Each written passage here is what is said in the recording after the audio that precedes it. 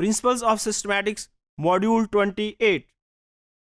इस मॉड्यूल के अंदर हम मॉर्फोलॉजिकल कैरेक्टर्स के बारे में, जिस तरह के हम लास्ट मॉड्यूल्स के अंदर हमने मॉर्फोलॉजिकल कैरेक्टर्स के बारे में देखा, इस मॉड्यूल के अंदर भी हम मॉर्फोलॉजिकल कैरेक्टर्स को ही कंटिन्यू करेंगे। लास्ट मॉड्यूल के अंदर हमने देखा कि एक्सटर्नल मॉर्फोलॉजिकल कैरेक्टर्स की क्या इंपॉर्टेंस है। इसी तरीके से इंटरनल मॉर्फोलॉजी या internal morphological characters taxonomically important होते हैं। ख़ासतौर पर अगर हम मैमल्स की बात करें या रेप्टाइल्स की बात करें तो एनिमल्स की जो स्कल है ये एक इम्पॉर्टेंट टेक्सोनॉमिक कैरेक्टर है। फोसल से जो हमें हार्ड पार्ट्स मिलते हैं, ख़ासतौर पर स्कल्स या जो बोन्स मिलती हैं या टीथ के जो स्ट्रक्चर्स हमें फोसल फॉर्म के अंदर मिलते हैं, इनको हम टेक्सोनॉमी के लिए यूज़ करते हैं, क्योंकि स्कल की बेस के ऊपर या टीथ की जो मॉर्फोलॉजी है इसकी बेस के ऊपर हम स्पीशीज़ को आसानी से आइडेंटिफाई कर पाते हैं।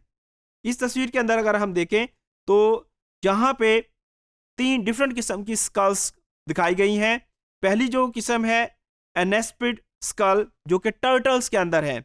यहाँ पे जो स्कल है यहाँ पे कोई टेम्पोरल ओपनिंग मौजूद नहीं है, जबकि डायस्पिड स्कल जो कि रेप्टाइल्स और बर्ड्स के अंदर मौजूद है, यहाँ पे 2 टेम्पोरल ओपनिंग्स मौजूद हैं, जबकि जो साइनेप्सिड स्कल जो कि मैमल्स के अंदर है यहाँ पे 1 टेम्पोरल ओपनिंग मौजूद है। तो स्कल का जो स्ट्रक्चर है ये डिफरेंट ऑर्गेनिज्म के अंदर डिफरेंट होता है और इस कैरेक्टर को हम स्पीशीज की आइडेंटिफिकेशन के लिए इस्तेमाल करते हैं। इसी तरीके से अगर हम मुख्तलिफ ऑर्गेनिजम्स के अंदर जो लार्वल स्टेजेस हैं, एम्ब्रियोलॉजी की डिफरेंट स्टेजेस या एग्स की मॉर्फोलॉजी को कंपेयर करें तो वो भी डिफरेंट होती है। जिस तरीके से एनोफिलीज मैक्यूलिपेनिस की एग्जाम्पल अगर हम कोट करें तो एनोफिलीज मैक्यूलिपेनिस जो कम्प्लेक्स है, इनिशियली ये ख्याल किया जाता है कि एनोफिलीज मैक्यूलिपेनिस जो कम्प्लेक्स है इसके अंदर 6 स्पीशीज थी। क्योंकि ये सिबलिंग स्पीशीज मॉर्फोलॉजिकली सेम होती हैं, इनको मॉर्फोलॉजिकल कैरेक्टर्स की बेस के ऊपर आइडेंटिफाई करना मुश्किल होता है।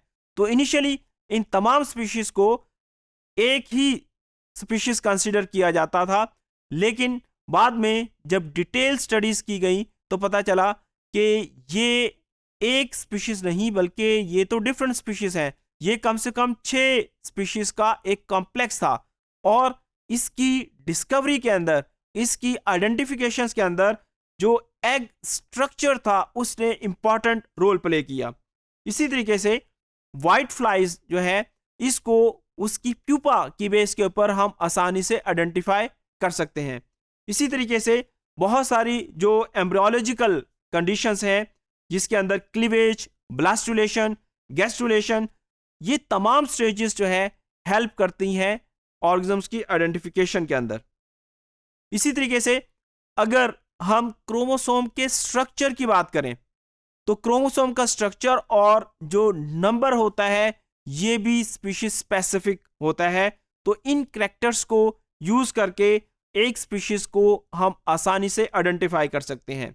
जो कैरियोलॉजी या जो साइटोलॉजिकल फैक्टर्स हैं इसकी बेस के ऊपर हम क्लोजली जो रिलेटेड स्पीशीज हैं, खासतौर पे जो सिबलिंग स्पीशीज हैं, उसको आइडेंटिफाई कर सकते हैं। इसी तरीके से इनकी बेस के ऊपर हम फाइलोजेनेटिक लीनिएज एस्टैब्लिश कर सकते हैं। तो क्रोमोसोमल जो स्ट्रक्चर या जो उसका नंबर है ये एक इम्पॉर्टेंट टेक्सोनॉमिक कैरेक्टर है जो कि आइडेंटिफिकेशन के अंदर इम्पॉर्टेंट रोल प्ले करता है।